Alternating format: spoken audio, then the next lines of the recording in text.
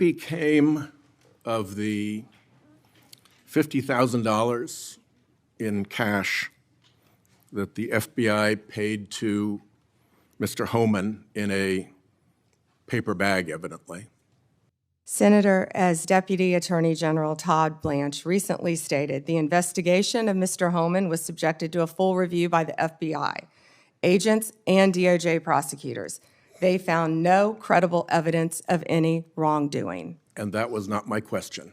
My question was, what became of the $50,000 in cash that the FBI delivered, evidently in a paper bag, to Mr. Homan?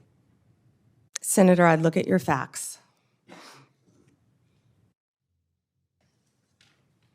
What you just witnessed was not a regular exchange. Rather, it was a unique instance in which one of the Senate's most detail-oriented investigators, Sheldon Whitehouse, collided with Attorney General Pam Bondi's wall of institutional caution.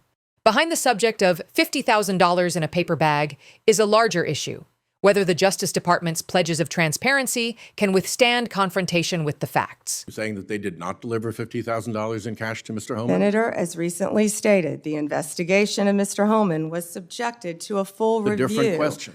by the FBI agents, That's a by different Department question. of Justice prosecutors. They found no evidence of wrongdoing. That's a different question.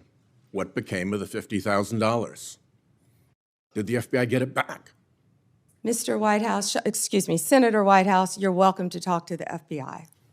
The report to you, can't you answer this question? Senator Whitehouse, you're welcome to discuss this with Director Patel. Did Homan keep the $50,000? As Deputy Attorney General Todd Blanche recently stated, the investigation of Mr. Never mind. Homan I can was see I'm not going to get a subject straight to full answer from you review to a very simple by question. the FBI agents and the DOJ. Do They you found know- no credible evidence of wrongdoing. You know, you're very concerned about money and people taking money, and you rail against wait a dark second, money. wait a second, wait a Yet you second, work with dark wait a money second. groups all the time, Senator Wait a Whitehouse. second. Did you know whether or not in that investigation they looked at whether the $50,000 payment to Mr. Homan was declared by him on his tax returns? Senator, I would be more concerned if I were you when you talk about corruption and money that when you pushed for legislation that would subsidize your wife's company. The questions here are actually pretty specific. So having you respond with completely irrelevant far-right internet talking points really is not very helpful here. I'd like, Mr. Chairman, you generally like to have us be able to get answers to know, and we'll follow up with the QFR. And to the extent Patel wants to answer, that would be great as well. What happened to the $50,000? Did Homan keep it? Did the FBI get it back? If he kept it, did he put it on his tax returns? Pretty simple questions. Homan was the same guy who said there was a deal with Eric Adams. He said, if Adams doesn't come through, I'll be back. I'll be in his office, up his butt, saying, where the hell is the agreement we came to? Which brings us to the OPR investigation of prosecutorial misconduct by Emil Bovee, because he was also involved in that transaction. Yeah. What became of the OPR investigation of prosecutorial misconduct by Emil Bovee? Yeah, Senator Whitehouse, to correct you for one moment, that would be the Honorable Judge Emil J. Bovee III to you. Not at the time of this. He was an employee of the Department of Justice. And what became of the OPR investigation? It's all pending litigation, misconduct? Senator. I can't discuss pending litigation nor personnel matters. OPR customarily publicly says when there's an investigation, and at the end of it, they provide a summary. Why can't you say whether there's an OPR investigation and whether, if it's concluded, there's a summary? Senator, I'm not going to discuss personnel matters. Even public ones? Senator, I'm not going to discuss personnel matters.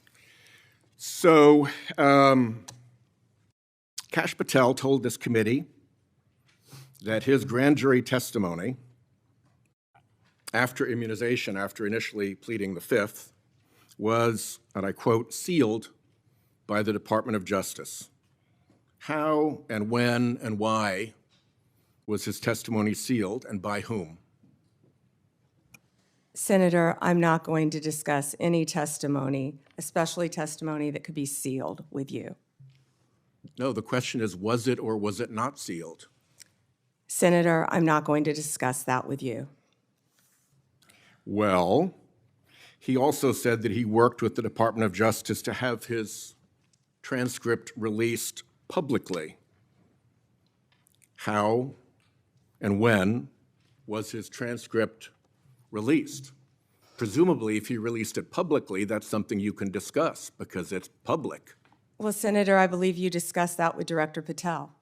And I'm asking you because he said the Department of Justice made this decision and you run the Department of Justice. I would refer that to Director Patel. Even though What you just witnessed was more than just a heated exchange between two prominent personalities. It was a microcosm of something much larger, the creeping deterioration of transparency in the United States judicial system, as well as the growing disparity between public accountability and institutional survival. Senator Whitehouse's persistence may appear pedantic at first glance, as if he is fixated on a dollar sum from a single case. But delve deeper, and you'll see a pattern. The Justice Department's top officials frequently withdraw behind the same barricades. Pending litigation, personnel matters. I refer you to the FBI. Each statement is technically correct, but together they form a fortress of non-answers. Inside that fortress, details vanish, and so does public trust. The $50,000 payment in a paper bag, whether true or overstated, has symbolic significance. It reflects every transaction, every closed-door deal, and every instance in which citizens are instructed to believe the government's word that justice is being served. When Bondi refuses to disclose the most basic facts, such as whether the FBI received its money back, his silence speaks louder than any admission. Whitehouse, one of the few Senate members with prosecutorial experience, understands how bureaucratic misdirection works. His inquiries were surgical. He wasn't simply looking into the money trail. He was also testing the integrity of the chain of command. If the Attorney General cannot corroborate what happened to confiscated or dispersed monies, who can? If an internal review finds no wrongdoing but cannot explain what was investigated, how can anyone outside the organization verify it? This confrontation also demonstrates how politicized our accountability systems have become. Instead of confronting the facts, Bondi turns to personal attacks, citing dark money groups, deflecting to Whitehouse's wife's company, or implying partisan hypocrisy. These tactics are not unintentional. They are part of a strategy. The longer the witness can keep the debate focused on politics, the less time is spent on verifiable or falsifiable facts. The Epstein connection is also present, if not explicitly stated in this clip. The mention of Kash Patel and sealed testimony connects this hearing to a larger tale of strong figures, sealed evidence, and unanswered issues. The Department of Justice insists that it cannot discuss sealed materials. Okay, fair enough. However, the more it hides behind protocol, the more the public believes that some people's secrets are too valuable to reveal. Theatrics are not what makes this hearing so memorable. The civics lesson is buried inside. In theory, congressional oversight exists to hold executive power accountable. In practice, it is frequently reduced to sound bites and partisan squabbling. Whitehouse's inquiry is one of the few instances in which a senator attempts to pierce that cloud with procedural rigor. Every time Bondi deflects, he tightens his inquiry. Every time she mentions litigation, he limits the scope. That relentless narrowing is what true oversight looks like: patient, knowledgeable, unglamorous, and completely necessary. The underlying issue, however, is not limited to Bondi. The culture of opacity has solidified throughout large institutions.